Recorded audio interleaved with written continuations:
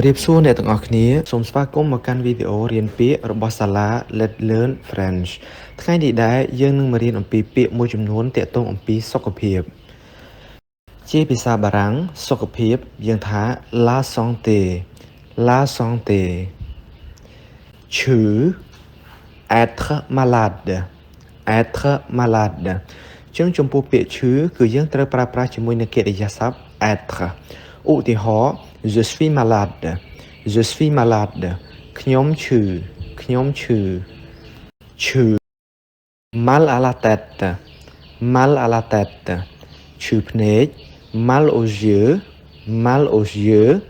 ឈឺធ្មេញ mal aux dents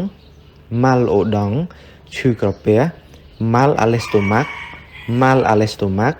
ឈឺពោះ mal au ventre ឈឺដៃ mal au bras ឈឺជើង mal au pied ឈឺបំពង់ក mal à la gorge ឈឺខ្នង mal au dos ឈឺជង្គង់ mal au genou ឈឺបេះដូង mal au cœur ចំពោះពាក្យ mal au cœur នេះដែរយើងអាចនិយាយថាជំងឺឈឺបេះដូងឬមួយក៏យើងអាចនិយាយថាខូចចិត្តកាលណានៅពេលដែលយើងខូចចិត្តយើងថា mal au cœur ចំពោះពាក្យខាងលើនេះយើងត្រូវប្រើប្រាស់ជាមួយនឹងកិរិយាសព្ទ avoir ដើម្បីបង្កើត clear អញ្ចឹងយើងបាន verb avoir បូកជាមួយនឹងពាក្យខាងលើឧទាហរណ៍យើងបាន j'ai mal à la tête ខ្ញុំឈឺក្បាល il a mal au ventre គាត់ឈឺពោះ elles sont mal aux pieds ពួកនាងឈឺជើងអញ្ចឹងចំពោះពាក្យខាងលើនេះយើងត្រូវតែប្រើប្រាស់ជាមួយនឹងពាក្យ mal ដោយសារតែទាក់ទងអំពីការឈឺពាក្យមួយចំនួនទៀតដែលយើងមិនប្រើប្រាស់ពាក្យ mal នៅពីមុខគឺផ្ដាសាយ le rhume ក្អក la toux ក្តៅខ្លួន la fièvre COVID-19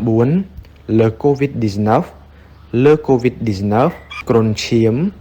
la dengue គ្រុនចាញ់ le malaria វិលមុខ l'étourdissement allergie នេះដែរក៏យើងត្រូវតែប្រើប្រាស់ជាមួយនឹងកិរិយាសព្ទ avoir ផងដែរឧទាហរណ៍ j'ai un rhume ខ្ញុំផ្ដាសាយ j'ai de la fièvre ខ្ញុំគ្រុនក្តៅឬមួយក៏ខ្ញុំក្តៅខ្លួន j'ai de la toux ខ្ញុំក្អកមកឥឡូវនេះយើងមកអានពាក្យទាំងអស់នេះឡើងវិញជាមួយគ្នា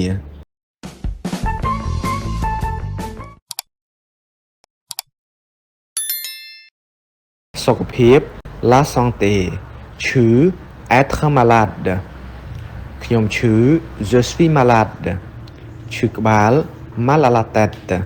ឈឺភ្នែក mal aux yeux ឈឺធ្មេញ mal aux dents ឈឺក្រពះ mal à l'estomac ឈឺពោះ mal au ventre ឈឺដៃ mal au bras ឈឺជើង mal au pied ឈឺបំពង់ក mal à la gorge ឈឺខ្នង mal au dos ឈឺជង្គង់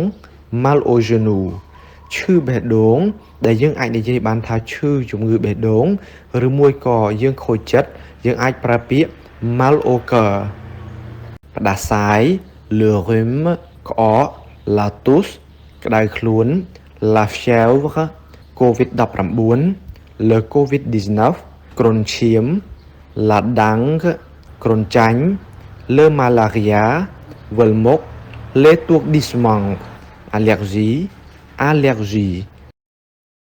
ទៀតទាក់ទងអំពីការសិក្សាពាក្យ